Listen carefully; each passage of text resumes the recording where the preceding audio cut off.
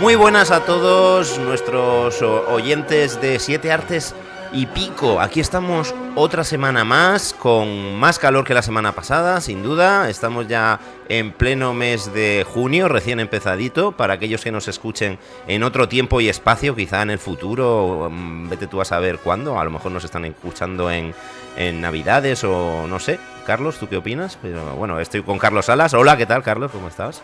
Muy buenas. Pues igual nos están escuchando en el año 2057. ¿Te imaginas? Nunca se sabe. ¿Dónde estaremos nosotros en ese año? Dios mío. Pues probablemente haciendo cosas como esta, más Sí, avanzadas tecnológicamente, sí, pero probablemente. con el mismo espíritu.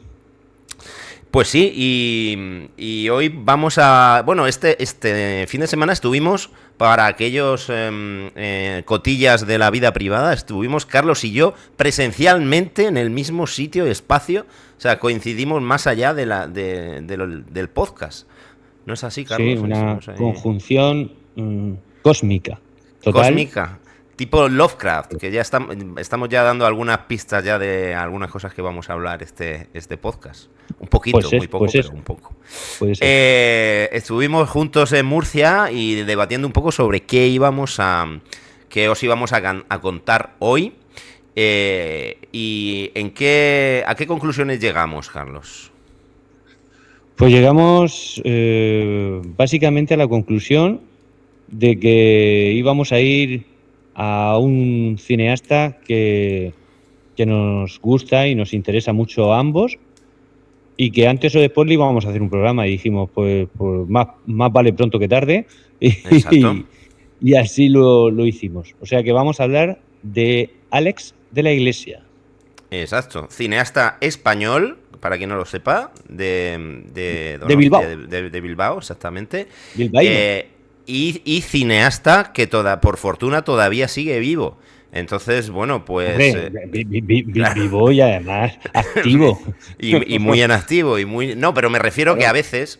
Esto de hablar, ¿no? Pues, de gente que está en activo y que es más fácil Sí, hablar si ya no estuviera entre nosotros, porque podríamos decir cualquier disparate, pero tampoco claro. lo haríamos, aunque sus Bueno. pelis sean muchas veces muy disparatadas.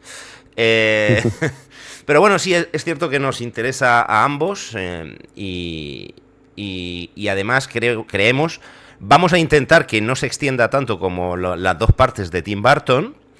Eso es. Porque Àlex de la Iglesia y Tim Burton, digamos que tienen unas filmografías ahí, es decir, que no sé cuántos títulos tiene Tim Burton, pero bueno, Àlex de la Iglesia sin duda rozará más de la veintena de títulos. Entonces, no vamos a poder hablar de todos, obviamente, pero hemos hecho una selecta selección sobre aquellos que creemos que son más destacables, o por lo menos con más curiosidades relacionadas con el mundo del arte, que es lo que solemos hablar aquí, que os puede interesar. Entonces, bueno, Carlos, si quieres comenzar tú introduciendo un poquito el personaje y el por qué, porque Sí. me propusiste tú el tema, entonces, pues, a ver qué...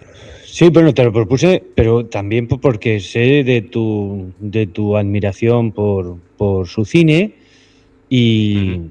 y bueno, porque pues tú también estás muy interesado y has trabajado mucho el fantástico.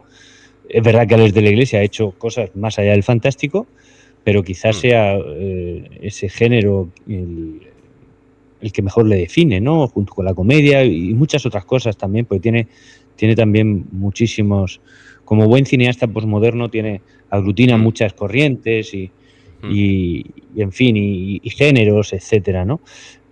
Bueno, y además habéis trabajado, por ejemplo, bueno, él ha trabajado con muchísimos actores y actrices conocidos, pero tú, por ejemplo, últimamente has trabajado con Macarena Gómez, que Sí. ha sido actriz de Àlex de la Iglesia en algunos de sus Uh-huh. proyectos.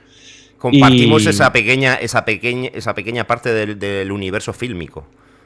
claro, a bueno, oye, pues Macarena. ya es. Bueno, y yo, por ejemplo, que hace años también coincidí y tuvimos, la verdad es que no lo veo desde entonces, hace mucho, Enrique Martínez, que también ha sido un actor de los Sí. secundarios, sobre todo en la primera etapa de él, pues coincidimos también compartiendo varias jornadas, un jurado de unos premios de cortometrajes aquí en Murcia y tal, por Uh-huh. Enrique de aquí. Cierto. Y bueno, pues Hombre, Claro, que yo es un creo que sí. cineasta Sí, sí, dime, que perdón. nos es cercano, ¿no? Aunque no, yo no sé si tú lo conoces personalmente, yo no, pero nos es cercano, ¿no? Sí, bueno, lo he visto una vez, que fue muy amable conmigo, la verdad. Pero Ujú, bueno, como ve a tantas miles de otras personas. Pero yo creo que lo que, a lo mejor para introducirlo, lo más interesante sería un poco el valor que tiene su figura cinematográfica, sobre todo a mediados de los 90. ujú. Como tú estabas comentando antes, con la inclusión de un tipo de cine que no se hacía demasiado en España, que es Efectivamente. el cine con tintes fantásticos, porque es cierto que, bueno, en el caso de Acción Mutante sí que prácticamente es una película de fantasía de ciencia ficción, pero sobre todo mezclado con este toque costumbrista, ¿no? Ujú. Pero atreviéndose a explorar unos territorios que previamente, bueno, pues había algún caso concreto, pero casi siempre se relegaba como a la serie B, como muy anecdótica. Y bueno, él arranca, bueno, arranca con el cortometraje, para aquellos que no lo hayáis visto, Mirindas Asesinas. Creo recordar Mm. que en el exactamente en el 90, me parece que es de 1990. Y después con Acción Mutante, ¿no? Que sería su primer largometraje, con Antonio Resines y otros tantos, Alex Angulo, Alex Angulo, ¿vale? Que ya estaba en varios. Mirindas. Y, Sí. y bueno, creo que es bastante destacable este debut, producido por El Deseo en su época, por Pedro Almodóvar. Mm. Creo que es Hay la muchas... única, el primer largometraje de Alex de la Iglesia, efectivamente, se lo produce El Deseo, que es la productora de los hermanos Almodóvar, y creo que no le vuelven a producir ninguna más, o sea, Ujú, producen esta. Y yo de esa película, tú seguro que comentas alguna otra cuestión más de la película en sí. Yo, fíjate, yo quiero hablar del cartel de la película, que mm, se le da poca importancia a los carteles de las películas y la tienen mucha, porque normalmente es lo primero que vemos de una película. O sea, exacto. su cartel, esa Es imagen por lo que te gráfica, ¿no? animas a verla o no, muchas veces. Por Claro, lo menos en el normalmente, pasado era así. sí, en el pasado sobre todo era así, efectivamente, ¿no? Y el cartel de Acción Mutante es un cartel, pues es un cartel. O sea, se nota que está hecha por un diseñador gráfico, que es Juan Gatti. Ujú, Juan Gatti, que ya había hecho varios carteles para Almodóvar, mm, que es el que más carteles le ha hecho a Almodóvar a lo largo de su carrera y también títulos de crédito. Juan Gatti, que es argentino, pero bueno, ya residía en España, y hace este cartel para Alex de la Iglesia. Y se nota eso, que es un puro diseño gráfico, ¿no? Un cartel muy ujú, potente, solamente dos colores, el rojo y el negro, con una carga simbólica clara, ¿no? Son los colores del anarquismo, ¿vale? ujú, También del falangismo, por cierto. Pero aquí va ujú. más bien por el Sí. tema del anarquismo, ¿no? Porque además es el logo del grupo terrorista que es el Mm, protagonista de Acción Mutante, que es una ujú, historia como muy, muy, muy loca, ¿no? Pues es ujú. un grupo terrorista de De gente, freaks. freaks, tullidos y todo este tipo. Entonces, el logo, que creo que el propio Les de la Iglesia está en la creación del logo con el propio Juan Cati, lo que pasa es que luego Juan Cati hace lo que es el diseño del cartel, ¿no? Claro, lo Pero limpiaría un poquito, lo haría como claro, todo más. pero la idea del logo esa está muy bien, que es eh, el nombre de Acción Mutante en un círculo, ¿no?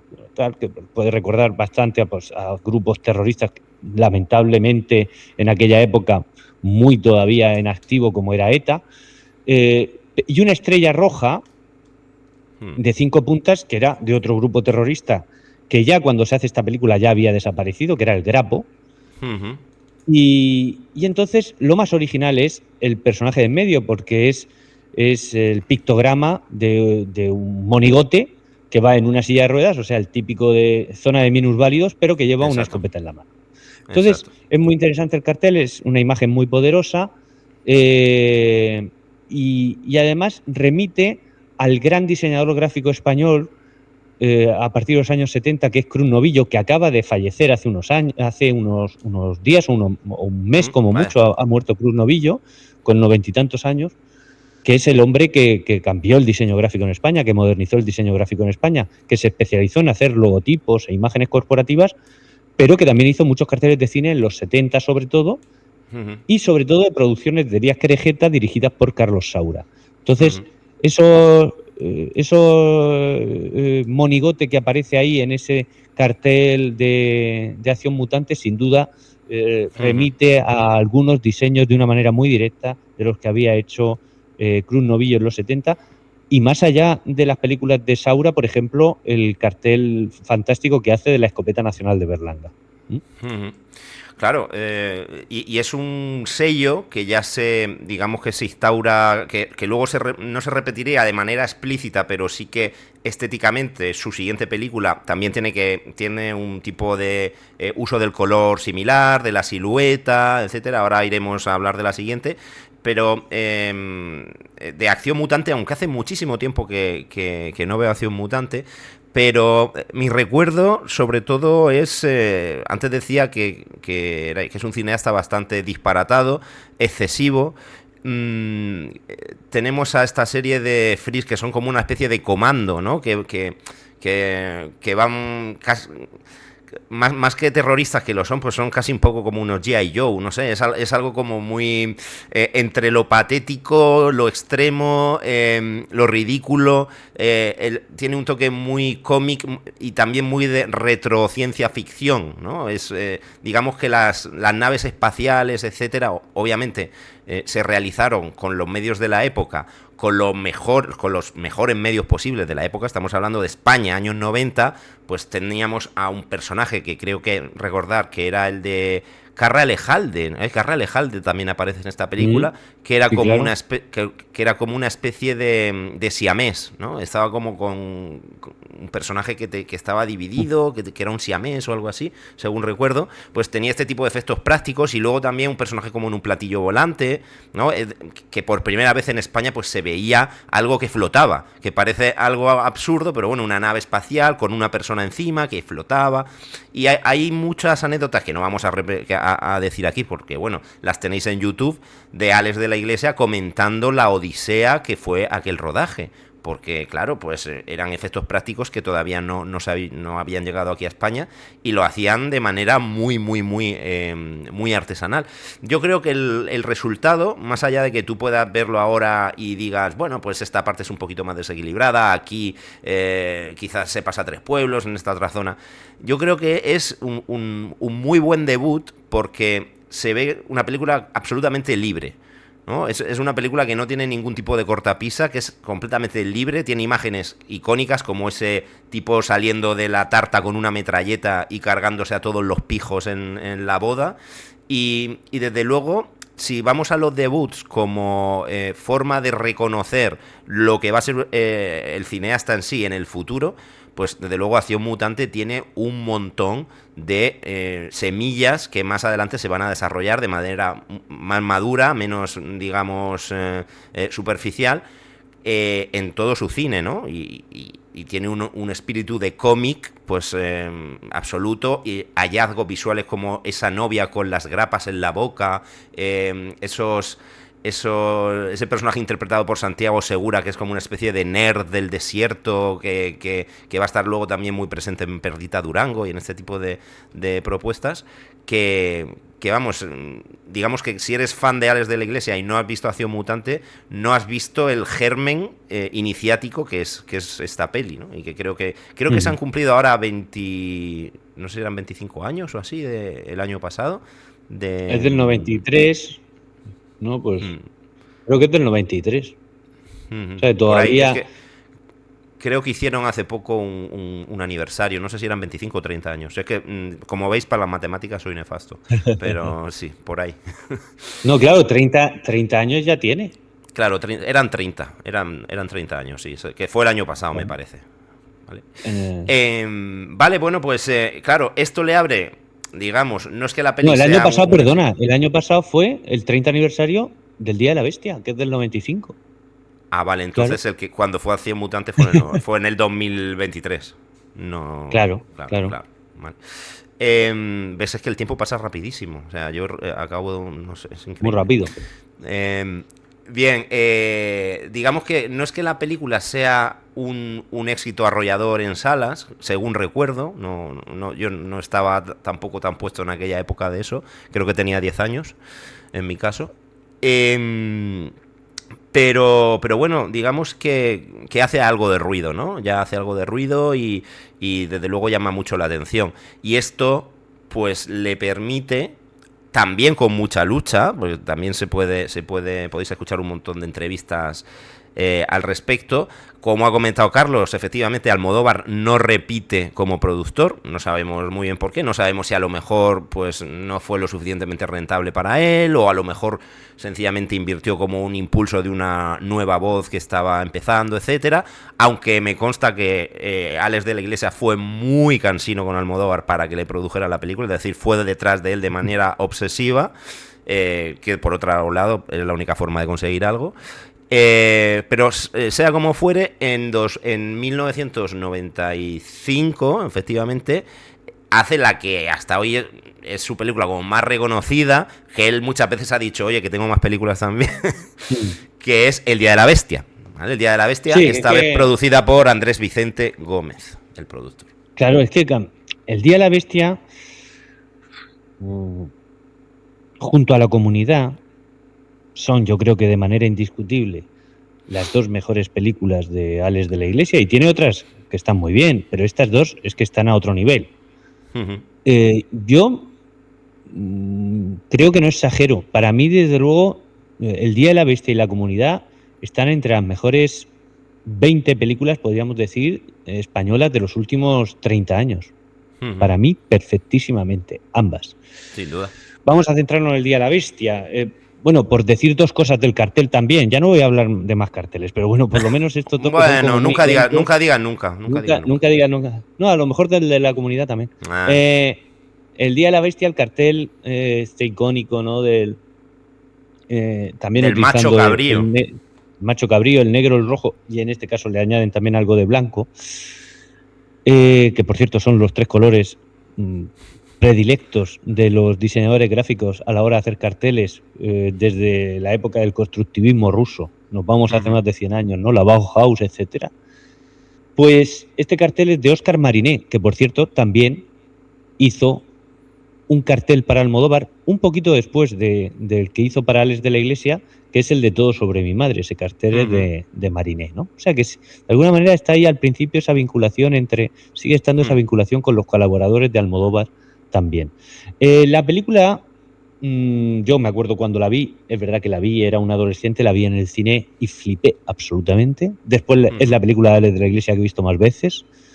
Es de estas películas que aunque la pongan en televisión y la pilles a mitad porque no sabes que la estás viendo, haciendo zapping, y de repente ves que está El Día de la Bestia, joder, aunque la hayas visto 20 veces, es de las películas que no puedes evitar engancharte y ver lo que queda hasta el final. Es una película que creo que tiene todo para ser un éxito, como fue un éxito rotundo, y terminó de consagrar a Alex de la Iglesia y a algunos de sus actores, por ejemplo, el propio Santiago Segura. Se hizo enormemente famoso a partir de esa película, pero es que hay otros actores que están fantásticos. Alex Angulo está absolutamente fantástico. Está Nathalie Seseña en un papel secundario, está muy bien. Terele Pávez está memorable también en el papel que hace. O sea, es en fin, una película que demuestra que Alex de la Iglesia también creo que es un gran director de actores, ¿no? y de actrices. Era una película que eso no se había visto en España. Es que parecía una producción de Hollywood. Castiza. Con claro, todos los elementos. Ahí voy, claro. Es que realmente a mí hay algo que me interesa mucho.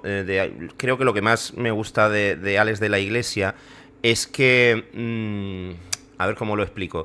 Es que realmente no ambienta sus películas en entornos que él no conozca. ¿Vale? Es decir, que no es este tipo de cine español que intenta ser americano. No.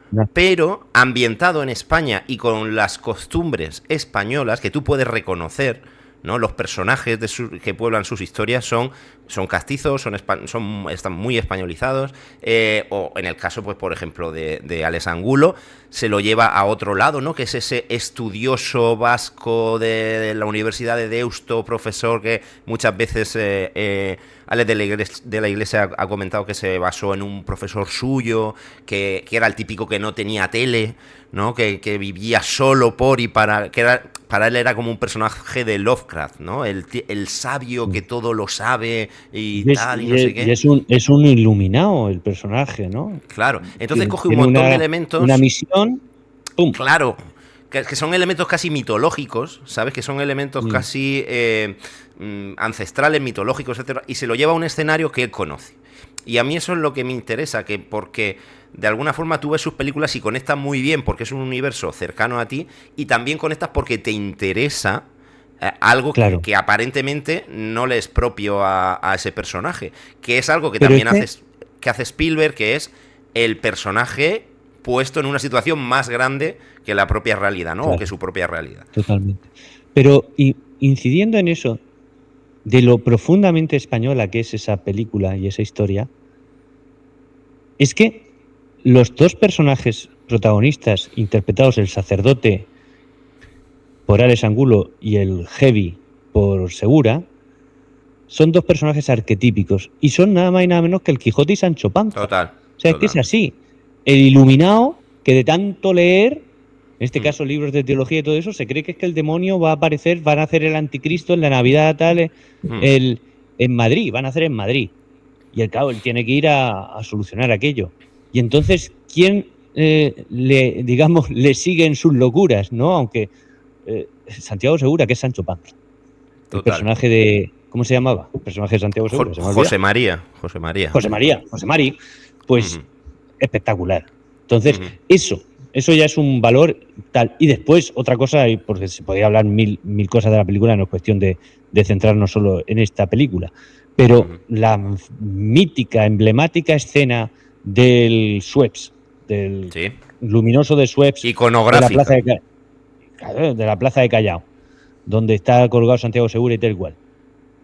Esa imagen, esa escena que es de las más famosas ya de la historia del cine español, sin ningún género de dudas, ahí ya por primera vez él hace en una de sus películas algo que va a ser frecuente en muchas de ellas, que va a ser esa escena en un edificio icónico o en una construcción icónica de Madrid, en las alturas, en un momento de peligro. Es que eso lo va a hacer en La Comunidad y lo va a hacer en Balada Triste de Trompeta. Ya. Y aún así, de todas esas, la más icónica de todas es la del luminoso de Sueps. También es la primera, claro, también es la primera. Sí, no, pero nadie que actualmente vaya a la Plaza de Callao, pase por la Gran Vía de Madrid y vea el luminoso de Sueps, nadie, salvo que no hayas visto la película, obviamente, pero nadie que haya visto la película puede dejar de pensar en Santiago Segura colgado allí. O incluso gente que no haya visto la película, pero esa imagen trasciende. Cuando algo trasciende a la propia película, incluso para gente que no la haya visto, pues gente contemporánea, hoy en día, que casi nada, que no ven casi películas los chavales, pues probablemente haya visto la imagen, porque es iconográfica. Y es una vez más esa combinación, ¿no?, de una situación pues que es exagerada, pero que está dentro de un entorno pues reconocible, hasta cierto punto cotidiano, pues un edificio, un gran edificio, etcétera, ¿no? Sin duda la peli está llena de cosas súper interesantes.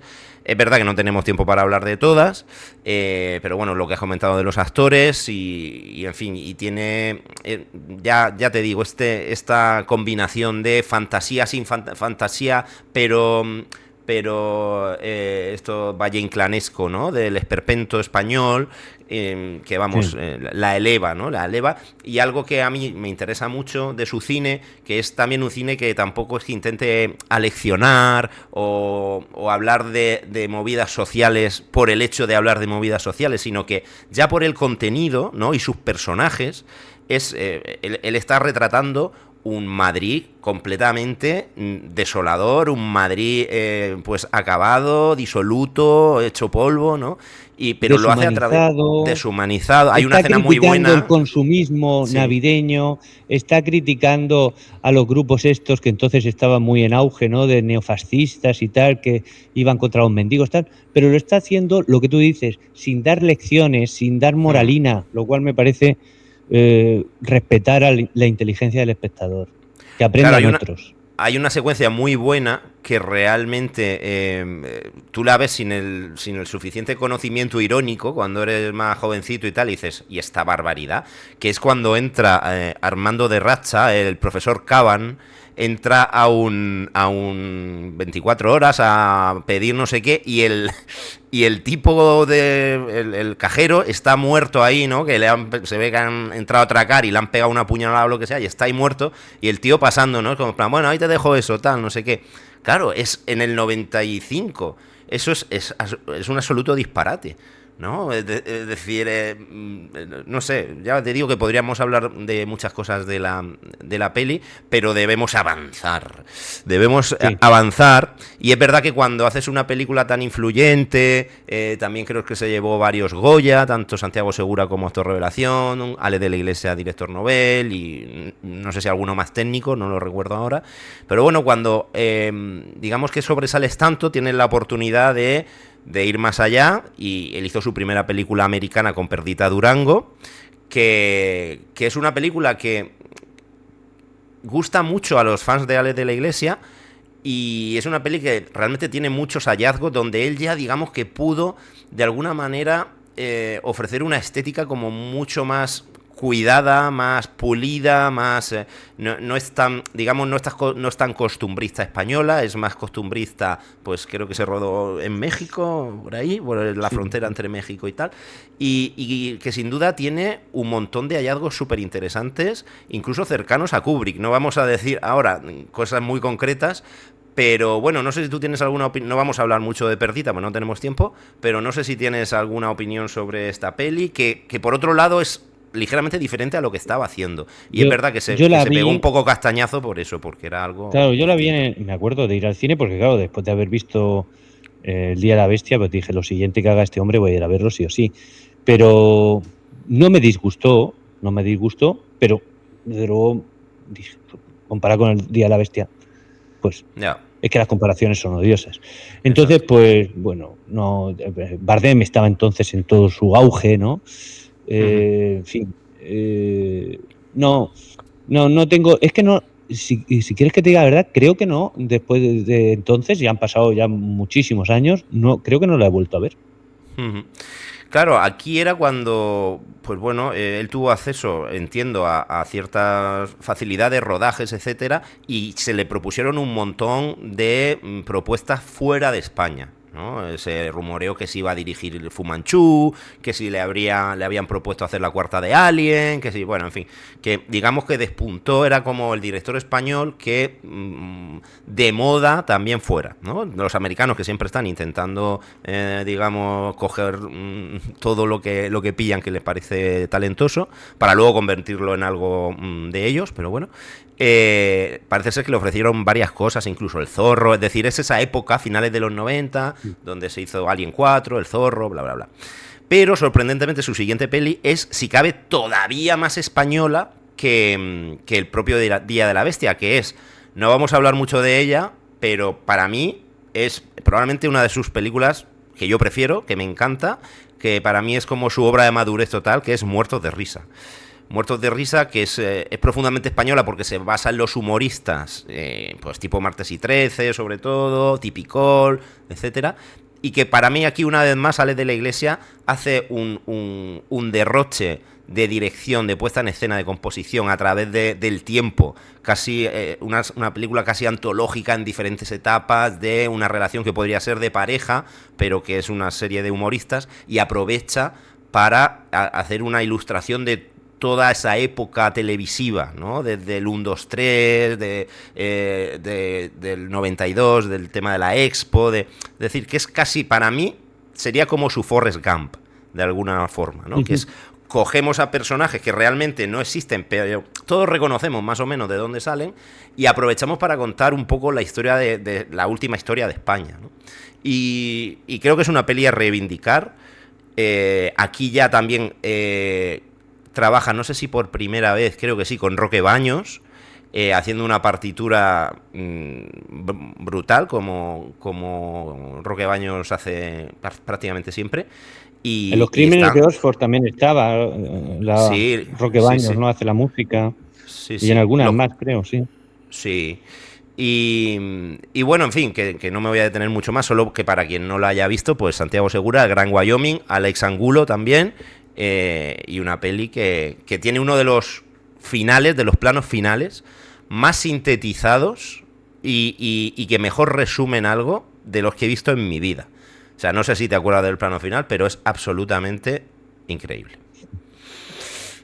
Eso, no te acuerdas, ¿no? No me acuerdo. Sí, es increíble. Me acuerdo de todo eso. Pero bueno, creo que podemos hacer spoilers, que es algo que nos ha dicho nuestros oyentes, que es como, haced spoilers. ¿No? Entonces, yo digo que si han pasado más de 20 años ya no es spoiler. Pues ya está. Este final es que están los dos protas que no se aguantan durante toda la peli, intentan matarse, van a un plató de televisión, empiezan a pegarse tiros, no sé qué, se quedan como malheridos. Entonces el plano final es que están los dos en la misma habitación del hospital con la sonda puesta y tal, y están como medio muertos.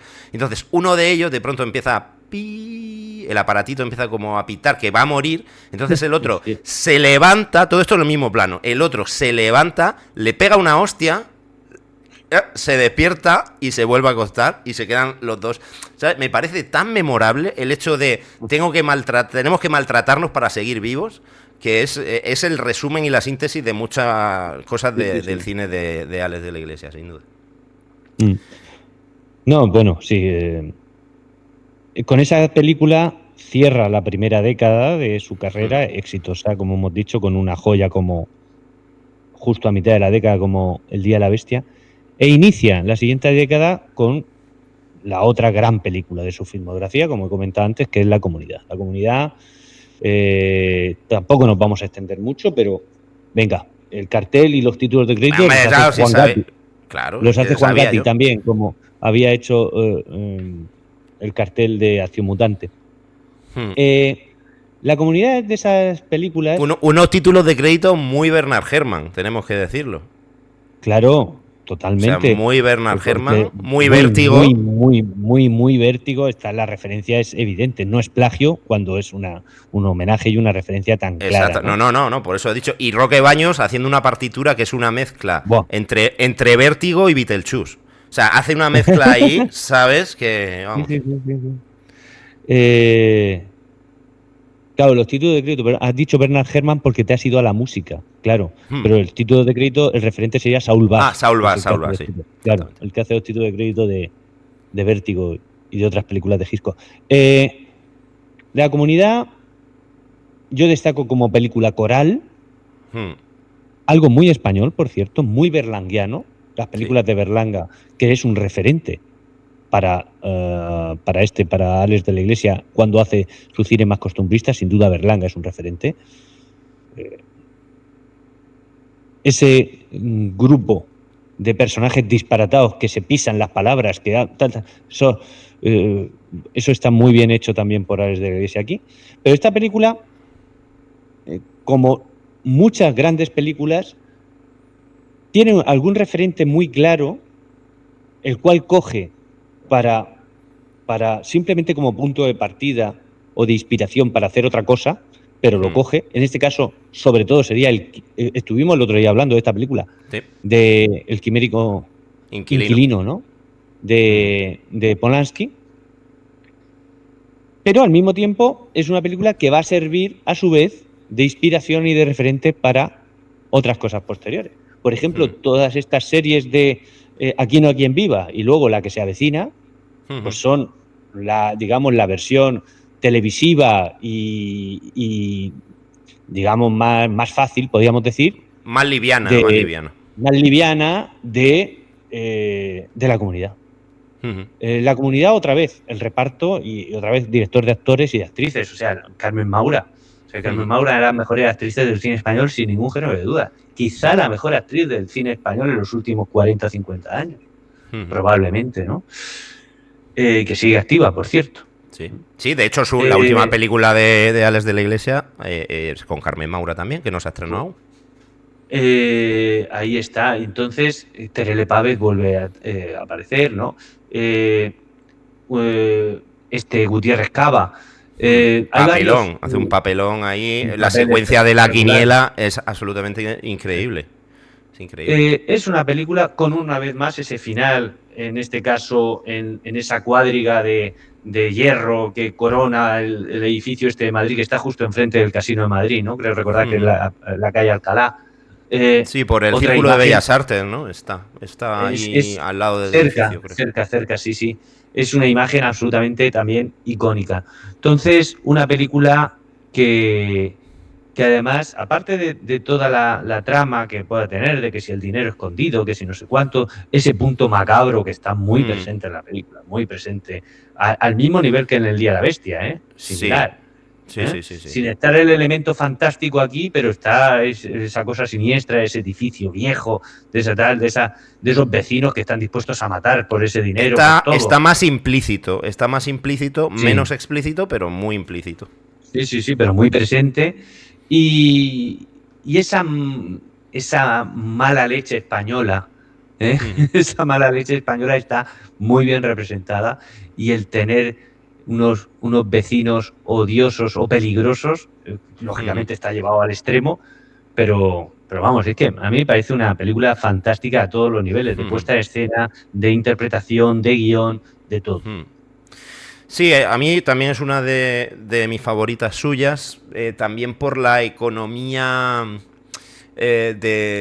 escénica, en el sentido de, pues no deja de ser un edificio, es verdad que, bueno, pues con todo lo que conlleva, bueno, pues todas las casas de cada uno, hay una secuencia muy divertida, por ejemplo, cuando le hacen la fiesta, ¿no? De bienvenida, y vemos que antes de que entre por la puerta están todos en silencio, preparándola. Hay como un terror cotidiano, ¿no? Que es algo que Polanski hacía muy bien en tanto El Quimérico Inquilino como en La Semilla del Diablo, y aquí está, bueno, es un poco, no llega a ser una parodia, porque para mí la parodia es algo que llega a un punto donde, digamos, ya se pierde la verosimilitud de lo que estás viendo, y en este caso no se pierde, pero sin duda, bueno, tiene millones de escenas donde el terror cotidiano se eleva, pues tanto como aquí en la fiesta, o lo que comentaba de la quiniela antes, ¿no? Cuando rememoran cómo Gutiérrez Cava participó y fue él el que le dijo que tenía que poner Sporting Real Sociedad X, y él dice X y de pronto hay un relámpago, ¿no? Cada vez que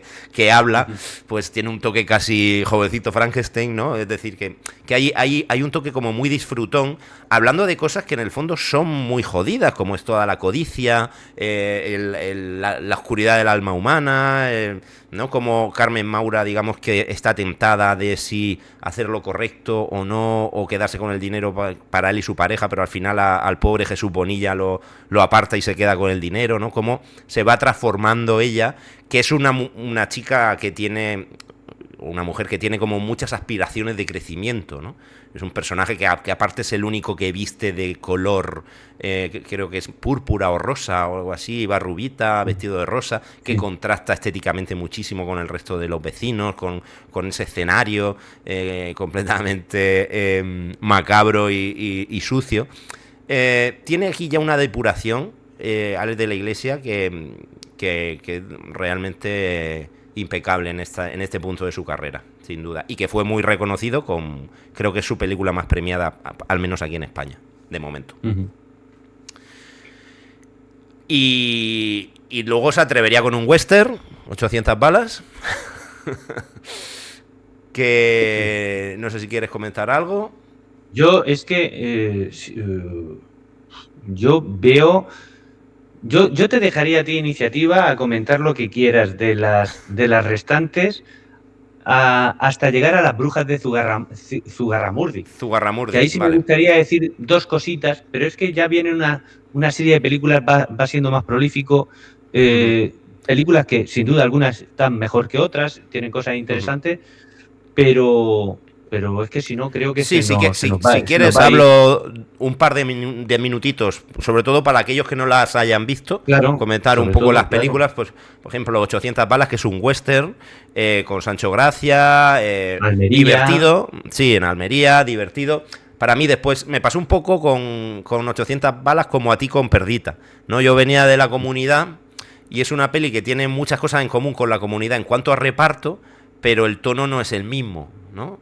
Entonces, bueno, es verdad que luego la he vuelto a ver alguna vez más y sí que me ha gustado un poquito más, ¿no? Que es algo que creo que tenemos que hacer a veces con las pelis, porque cuando vamos con ciertas expectativas, pues no le hacemos justicia. Y es verdad que nosotros, que también nos gusta crear de vez en cuando acabas una cosa, pues te apetece hacer, no todo lo contrario, pero sí por lo menos experimentar algo nuevo.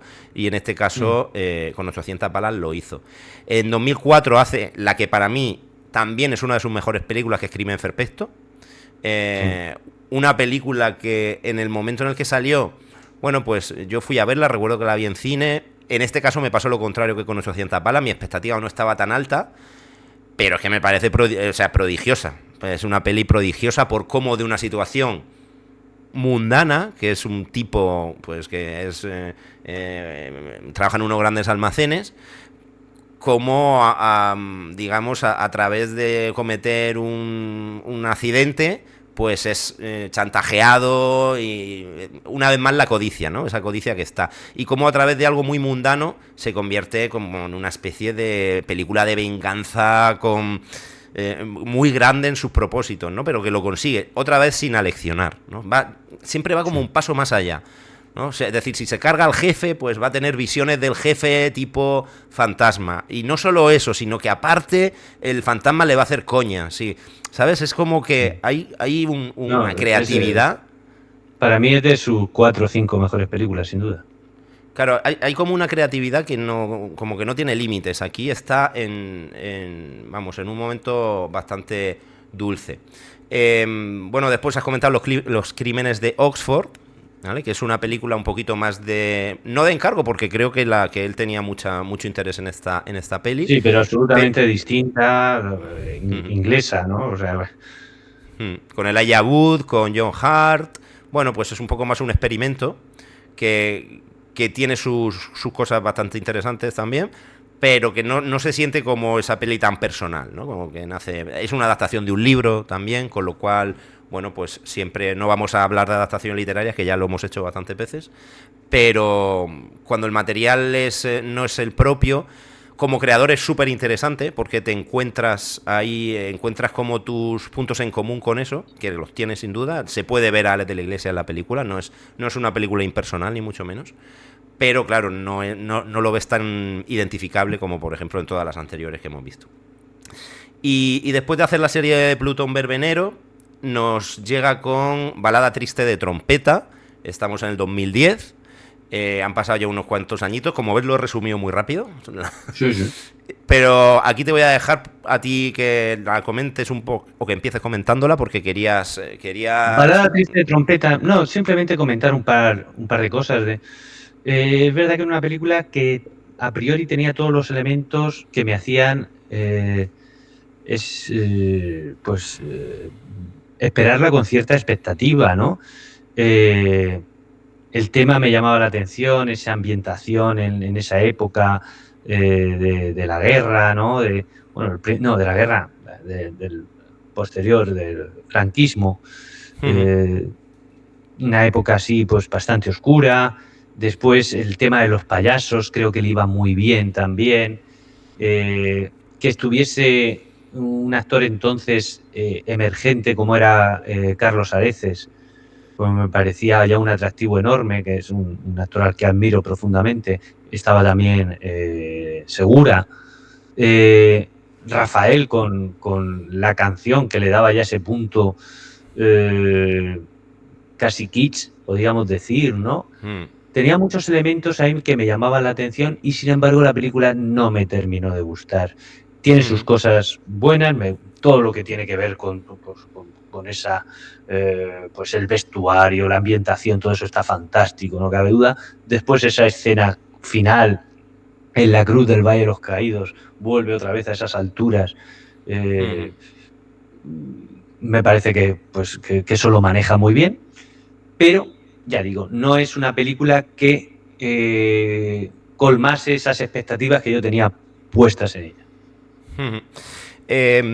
Yo, digamos que como otras tantas pelis, me pasa bastante esto que voy a comentar, que es que cuando la vi en cine me pareció una peli como que demasiado excesiva, ¿no? Que llegaba a un punto de exceso que a veces los tonos, pues no sabía realmente si estaban intentando hacerme reír o si estaban intentando horrorizarme, o digamos que la comedia se perdía durante muchas veces porque lo que pasaba era tan horrible que no te podías reír, ¿no? Entonces, cuando la vi por primera vez me quedé, yo creo que bastante noqueado, porque es una película que en el fondo es bastante triste, o sea, está contando algo muy heavy. Ya lo dice el título.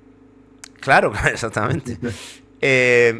Pero claro, como tiene ese esperpento, todavía tiene ese esperpento, digamos que es complicado acercarse a ella, ¿no? Posteriormente he pensado muchas veces en esta película, creo que tiene muchísimos hallazgos muy buenos. Yo creo que con el tiempo se va a revalorizar. Creo que es una película, ya te digo, que cuanto más he pensado en ella, más me ha interesado. Pero es verdad que en su conjunto, pues podría decirse que es un poco desequilibrada, ¿no? Es decir, que claro, tiene momentos como quizá demasiado. Pero bueno, esto lo ha comentado el propio Alex de la Iglesia, ¿no? Que él es una persona excesiva y que también es su manera de entender el cine. Sí, sí, sí. Y tiene momentos que son, pues, en este caso, para mí es casi un eco de Muertos de Risa, de alguna manera, ¿no? Mucho más descreído, mucho más pesimista incluso que Muertos de Risa, que ya de por sí era muy negra. En este caso, el final de Balada Triste de Trompeta, con esa muerte trágica que hay, y los dos payasos, uno riendo y el otro llorando, pero que está como casi riendo, es desgarrador. Sí. Eso es desgarrador, absolutamente. Es de lo mejor de la película, sin duda. Claro, entonces me recuerda mucho ese final de Muertos de Risa que he comentado, de te tengo que pegar para que los dos podamos vivir. Y aquí es más esa diferencia que te pone, o sea, esa línea que te pone los pelos de punta, ¿no? De esa fina línea entre la risa y el llanto, que desde luego es tan potente que solo por eso la peli ya merece la pena, ¿no? Aunque tenga un montón de cosas que puedas decir, aquí me has perdido, aquí tal. Entonces, yo siempre voy a defender que las películas no tienen por qué ser redondas. De hecho, mis películas favoritas no suelen ser redondas. De hecho, suelen ser hexagonales, cuadradas. No sé. Sí. No, cuadradas tampoco. Y llegaríamos ya después de La Chispa de la Vida, una peli que, si no habéis visto, tiene sus hallazgos también interesantes, rodada en Cartagena, por la parte Estuve yo en un día allí por el rodaje con Salma Hayek y tal y cual. Estuviste con Salma, concretamente con Salma Hayek, ¿no? ¿Estuviste? Sí, es verdad. Sí. Lo que pasa es que no pude hablar con ella Lo que pasa es que, bueno, claro. Que me hacía de Cicerón, que era Juan Luis Galiardo, que interpretaba al supuesto alcalde de Cartagena en aquella película, pues no tenía una relación, digamos, muy buena con Salma Hayek y al final pues, digo, pero no me la vas a presentar. Y dice, sí, espérate. Pero no, dice, no. Al final nada. Pero ella estaba allí, nos miraba a través de un espejo mientras la maquillaban. Me hizo mucha gracia esa imagen porque estábamos Galiardo y yo fuera y o sea, justo delante de la esta de maquillaje. Entonces estaba ella, la estaban maquillando, nos miraba por el espejo, así de refilón, con cara de pocos amigos, y todo el espejo alrededor estaba lleno de fotos de tíos en pelotas, que le habían puesto allí las de maquillaje o lo que sea, bomberos y cosas así. No sé, me llamó la atención aquello, una imagen curiosa. Habría que saber si ella exigió que se le pusieran esas imágenes o fue... Claro, eso no... Igual es esos caprichos de los actores, ¿no? No sé. Tú dices el reparto también, el reparto fue bastante particular, es verdad que había mucha gente conocida de secundario, pues estaba Eduardo Casanova, estaba Tejero, Segura, creo recordar también. Puig Corbé también. El propio Juan Luis Galiardo, pero los protagonistas eran Salma Hayek y José Mota. O sea, hombre, claro, es que pareja improbable. Reparto curioso. Bueno, pero pasamos a Las Brujas. Pasamos a Las Brujas 2013. Te cedo esa introducción a Las Brujas de Zugarramurdi, donde trabajó por primera vez con Macarena Gómez, que es nuestro nexo de unión. Sí, bueno, y es una película que a mí ya me apetecía, el tema brujil me apetecía. Le veo, y me gustó bastante la película, ¿eh? Y eso que la criticaron, yo creo que tuvo unas críticas injustas esa película, que dicen que a mitad de película ya es un desbarajuste y el final y no sé qué. A mí el final me gustó. Ujú. Es verdad que lo mejor de la película a nivel cinematográfico es el principio, la secuencia inicial del atraco de de los tíos estos que van vestidos de Bob Esponja y ese tipo de cosas, ¿no? Ujú. En la Puerta del Sol de Madrid, a una tienda esta de compro oro. Toda esa Mm. escena y la persecución en el coche y tal, eso es magistral. Claro, y Pero es una después, manera de empezar muy potente, empieza súper claro, arriba. pero después el resto de la película ya en el pueblo este navarro y tal, a mí sí me gustó. Ujú. Y el final con esa Venus de Willendorf, gigante, que Sí. representa a la diosa, la feminidad exagerada y exuberante eh, que es la divinidad de las brujas, esa divinidad pagana, ¿no? La Ujú. Venus de Willendorf es una pequeña escultura paleolítica que está en Viena, curiosamente no en el Museo de Historia del Arte, sino en el Museo de Historia Natural, y tiene Ujú. este tamaño, es unos pocos centímetros porque era un amuleto, ¿vale? Sí. Y entonces te la ves convertida en una figura de 20 metros y además viviente en el final apoteósico Mm. en todos los sentidos de las brujas, ¿no? Está otra vez Carmen Maura, por cierto. Está Ujú. Carolina Van, que ya estaba en Ujú. otras películas anteriores, ya era pareja Ujú. de Alex de la Iglesia, etcétera. Eh, a ver, uh, Hay una anécdota con la Venus que comentas que es que la tengo que decir porque hace un mes o así vino a mi escuela Pablo Burati, que es dibujante de storyboards de, sí, bueno, de Alex de la Iglesia, de Almodóvar, etcétera. Entonces en su presentación nos habló un poco de su colaboración en Las Brujas, de Zugarramurdi. Y fue muy gracioso porque todos sabemos los atributos que tiene la Venus, ¿no? Y había sí. un momento donde la Venus se tiene que sentar en un taburete porque se va a comer al niño, ¿no? Entonces se sienta y tiene la mesa delante, la mesita para tal, no sé qué, y el plato, ¿no? Para comerse al niño. Entonces cuando se dieron cuenta, dijeron, no, no, es que es imposible que se siente, porque si se sentase, los pechos estarían justo en toda la mesa y no podría tener el plato. Y entonces, Claro. claro, le dijeron, ¿cómo lo hacemos? Porque si reduces los atributos de la Venus, entonces ya no es la misma. Como, no recuerdo muy bien, pero me resultó muy gracioso que son cosas en las que a priori no piensas, pero que, Claro, claro, digamos, tiene que tener esas cosas en cuenta a veces porque es complicado. Pero bueno, totalmente. la peli realmente a mí también me gusta bastante. La parte final me parece muy apoteósica todo el tema y muy atrevido el tema de sacar a ese monstruo en 3D, un 3D bueno para la época, es decir, que digamos que Mm. está bien resuelto. Y creo que hay muchas cosas que funcionan, incluyendo Mario Casas, incluyendo Hugo Silva, están muy divertidos los dos, los actores están muy bien y tiene una ambientación. Yo soy sobre todo de la parte central de la peli, es lo que más me gusta.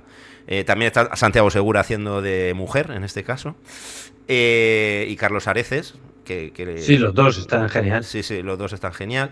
Y hay como muy disfrutona, es una peli muy disfrutona, muy liviana, muy ligera, Y yo que le veo juega un un gran poco. mérito también, un gran Dime. mérito, que es que esa película se estrena en 2012-2013, ¿no? Por ahí. No, Tengo aquí no se ha dado, no se ha dado 2013. todavía la moda esta de las películas reivindicativas de las brujas. De las brujas, vamos a la lectura esta feminista de las brujas, tal, que ahora está súper explotada. Y lo bueno de Ale de la Iglesia es que es de los primeros en eso. No es me sumo ahora, ahora me subo al carro este. No, esto lo está haciendo hace 15 años. Claro. Sí, y aparte, una vez más, lo está haciendo de una manera muy natural, ¿no? Porque Sí, realmente es casi como la peli, es casi una lucha de sexos. O sea, están por un lado los tíos que se escapan y tal, y no sé qué, y después las brujas un poco que empiezan a sin manipularlos, a dar, jugar con una vez ellos, más, sin dar pero, exacto, lecciones, sin dar sin ser lecciones. pesados, no, no es necesario. Sí, la verdad es que una peli bastante, si no la habéis visto, muy recomendable, la Recomendable, podéis muy ver. recomendable, sí. ¿Vale? Después, creo que lo único que no he visto de su filmografía es un documental sobre Messi que hizo. Ah. Creo que es lo único Yo que no he tampoco. visto. Mira que yo soy gran admirador de Messi, pero no lo he visto, ¿no? Pues si eres admirador, creo que el documental está bastante bien. En el sentido Pues de lo, que, claro, al final lo yo es que no miraré. soy nada futbolero, entonces A lo no me mejor he acercado a termina eso. con Messi colgado no sé, Puede tiene ser, que ser de la Sagrada Familia en este caso, sería, ¿no? exactamente. Sí, O bueno, de de algo algún, argentino. Tienen ahí un Cristo también. o del Eso obelisco es. de la Plaza de Mayo de Buenos Aires, no sé. Por ejemplo. No, no, me parece que no va por ahí, pero bueno. Y antes de llegar ya a la última etapa, si quieres podemos mencionar rápidamente El Bar, que es una película que sobre todo me interesa mucho su primera parte, ¿no? Jugando un poco con este estilo del ángel exterminador. Antes no he mencionado algo, que es que a partir de Balada Triste de Trompeta hay un cambio interesante, ya no solo en Ales de la Iglesia, sino en la industria en general, que es que se empieza a rodar en vídeo digital.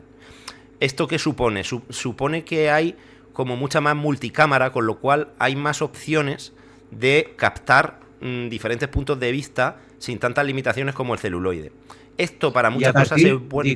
disculpa, y a partir de Balada también lo que hay es un cambio en los actores. Empezamos a encontrarnos ya a partir de Las Brujas, como acabamos de comentar, Hugo Silva,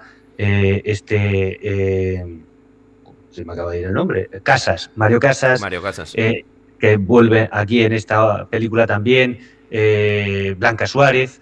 O sea, Hmm. ahí hay un cambio ya generacional de estos actores que se han forjado sobre todo en las series de televisión, etcétera, Hmm. significativo. Claro, que demuestra un poco también el olfato, ¿no? De Alex de la Iglesia en Claro. este caso, ¿no? De pasar testigo, pero también de conectar un poco con las nuevas generaciones de espectadores. Pero como decía, el tema del digital, yo lo noto sobre todo en que al hacer más, tener más multicámara, a veces notaba las coreografías como, digamos, las coreografías de cámara, lo notaba como un poco más abrupto, ¿no? Y esto, por ejemplo, en El Bar, vuelve a esa coreografía como mucho más, con una puesta de escena, utilizando el espacio de manera... no sé cómo explicarlo con palabras, es que es bastante complicado, pero bueno, en un espacio reducido, ¿no? Porque el bar, casi todo sucede en la planta de arriba del bar, y creo que está bastante bien esa primera parte. Digamos Es que es que curioso geográficamente está muy bien. que en ese momento, con el bar y sobre todo también con la de Perfectos Desconocidos, eh, está pasando un director que es de películas normalmente en muchos espacios distintos, espacios abiertos, espacios espectaculares y tal, está pasando a hacer películas de cámara. Hmm, Películas de cámara, me refiero a teatro de cámara, ¿no? En hmm, un, en una, a lo mejor en una sola localización el 90% de la película hmm, y donde juega mucho más ese que tú dices del plano contra plano, la cámara, etcétera, y los actores. Y los hmm. actores es mucho más, siendo cinematográfico, pero es una parte de una concepción, digamos, más teatral Claro, pero ahí en ese está el sentido. riesgo, que es muy Claro, fácil que quede obviamente, eso hay teatral. que O saber sea, es súper hacerlo, y fácil. él lo hace muy bien. Sí, sí, ahí eso sí que creo que deberíamos decirlo, porque es verdad que hay aquí tres películas. Mi Gran Noche, que no hemos hablado de ella, que para mí es la que Uh-huh. menos me interesa. Uh-huh. Mi Gran Noche, El Bar y Perfectos Desconocidos tienen en común que son en interiores, prácticamente. O Exacto. sea, no todo, pero son personajes que están en un espacio cerrado y no es que no puedan salir, pero están en una situación incómoda. Bueno, en el bar directamente no pueden salir, pero están en una situación incómoda en la que es peligroso salir o por alguna razón absurda como en Mi Gran Noche están atrapados y no pueden salir del plato de televisión. En Perfectos Desconocidos tienen como este juego de los móviles por el cual se desencadena una serie de enredo que también les tiene de alguna manera anclados. Y lo que tú dices, resuelve muy bien el no quedar televisivo, ¿no? En ninguno de las tres películas, interesándonos más unas que otras, en ningún caso queda televisivo. Y Y en si el en caso toda por... película, disculpa, si en toda película Sí. es importante siempre los actores, las actrices, en este tipo de películas todavía más, tienen más peso. Por ejemplo, estoy pensando en Perfectos Desconocidos, que el elenco está muy bien, pero es que, joder, tiene a Eduard Fernández. O sea, Eduard Fernández es que cualquier película mediana le da un salto de calidad. Y si ya la película es buena, pues le da otros saltos. Que donde esté Eduard Fernández, que luego va a estar en 30 monedas en la serie, es que para mí es el actor español de los últimos 10, 15 años sin ningún género de dudas. Sí, no, es tremendo. Es un titán, como se suele decir. Es increíble. Bueno, pero si quieres, antes de pasar a 30 monedas, que probablemente sería un poco lo último que nos ha llegado hasta ahora, tenemos por lo menos que pasar, ya que hicimos un programa especial Italia, ¿no? Sí. Tenemos que pasar un poco por Veneciafrenia, que es un guialo en toda regla. No sé si la viste o no. Sí, claro que la he visto 2 veces. No es de mis películas favoritas de Ales de la Iglesia, pero bueno, es una película que la disfruté. Me gustó sobre todo toda la primera parte, el principio me parece muy inquietante esa Venecia. Además creo que la filmaron en pleno COVID, lo cual le facilitó mucho, ¿no? Sí, el rodaje en una ciudad turístico. Que está, asediada por el turismo. Y bueno, ahí vuelve a tener otra vez esta cosa de los actores y las actrices de moda en las series y tal. Está se me ha ido el nombre, la chica esta que es la pareja de Broncano. Bueno, la prota es Ingrid García Johnson, pero que yo sepa no, pareja esa es la rubia, la otra chica, la morena. No me acuerdo. Bueno, se me ha ido el nombre, que es también una actriz sobre todo de series de estas de comedia, en la que se avecina y tal y cual, y que creo que es la pareja de Broncano. Bien, esta es una de las protagonistas.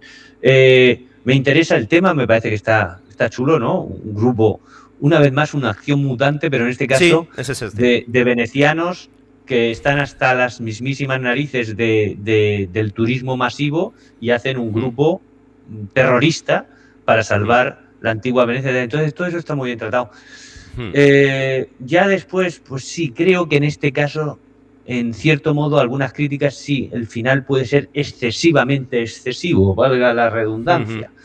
Pero yo creo que es una película que no va a dejar uno de disfrutarla, ¿no? Es una película que no es de sus mejores, pero que sin duda tiene un vistazo interesante. Tiene hallazgos.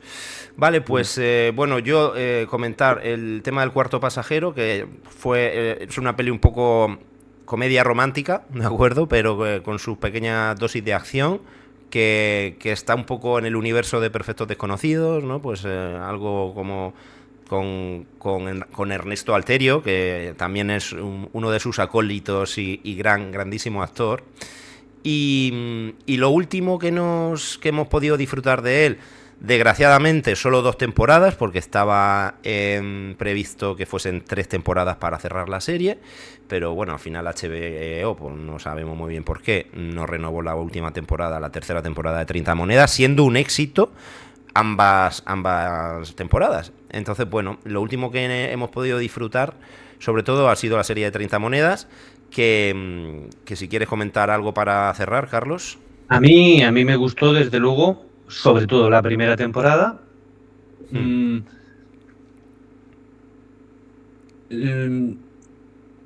Creo que se mueve en ese universo que le es tan propio, del fantástico y de... Después me sirvió para conocer un sitio que yo conocía de oídas, pero poco más, que era Pedraza. O sea, yo ya he estado un par de veces en Pedraza y me parece un lugar fantástico.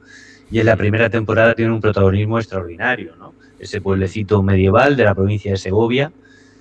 Y después, pues un poco lo que he comentado, Eduard Fernández está, como siempre, en todo lo que hace inmenso. Y el personaje del cura, ya no hablo de la interpretación de él, que por supuesto es magnífica. El personaje del cura es fantástico. Cura boxeador, o sea, es que ya solo eso. Sí.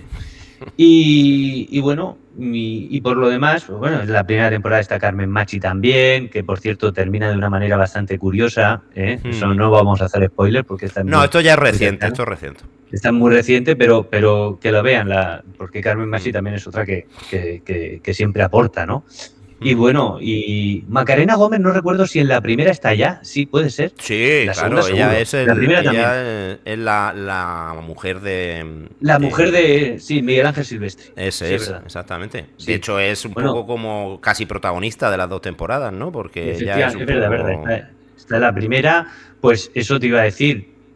Pues Macarena y después este chico que no me acuerdo cómo se llama, que también ha trabajado contigo en uno de tus últimos cortos, que ese sí que creo que sale solo en la segunda Bódalo, o en la... Bódalo. Sí, Bódalo, Javier. efectivamente. No, salen las Por dos, salen las cierto, dos. Lo que pasa es que en la sí, segunda tiene más peso. tiene más peso. Este chico tiene algo que ver con el famoso Bódalo, el actor veterano, aquel que, bueno, que falleció ya hace muchísimos años, ¿no? Que aparece, sale, tiene una escena mítica con Ferrandis en la película de Garci que se llevó el Oscar en Volver a Volver a empezar. empezar.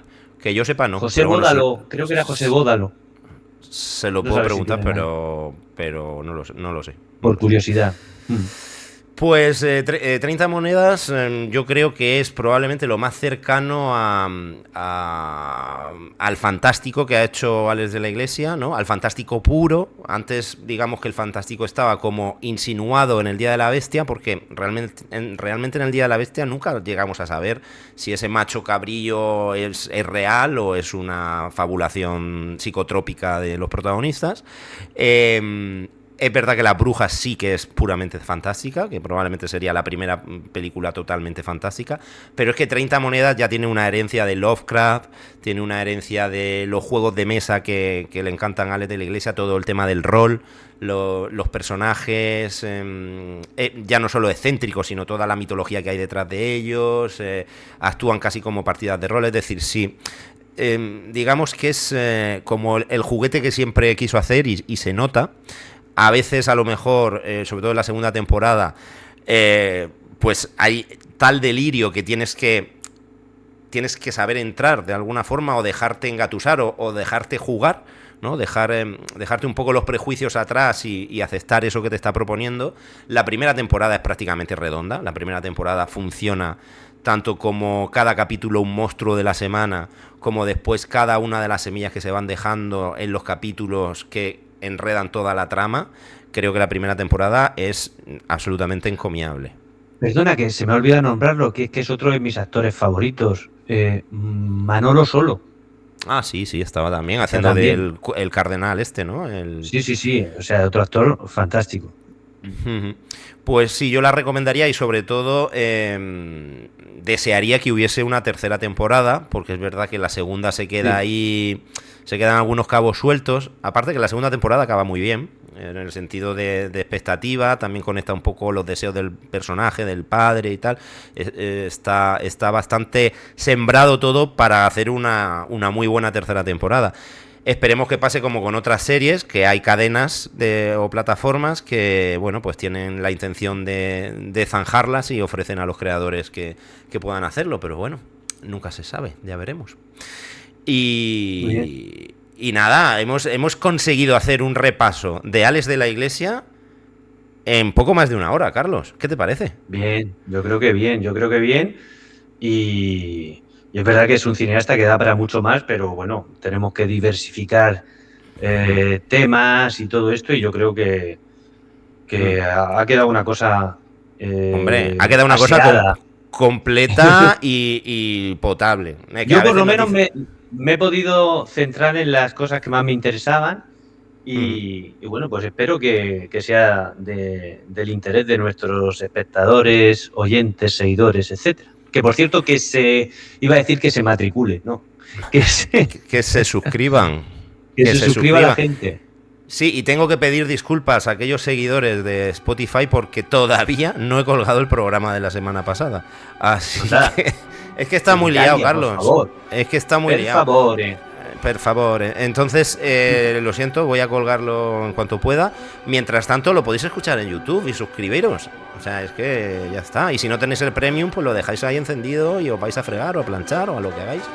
Y nos escucháis tan panchamente. Bueno, don Carlos, Hasta la próxima. nos vemos en el próximo capítulo de Siete Artes y Pico. Pasad Muy bien. todos una feliz semana y ya sabéis, si tenéis algún tema del que queréis que hablemos o alguna sugerencia, comentario, lo que sea, lo podéis dejar en los comentarios del programa y os leeremos y intentaremos cumplir vuestros deseos siempre que esté en nuestra disposición. Hasta la próxima, Carlos. Hasta luego, adiós.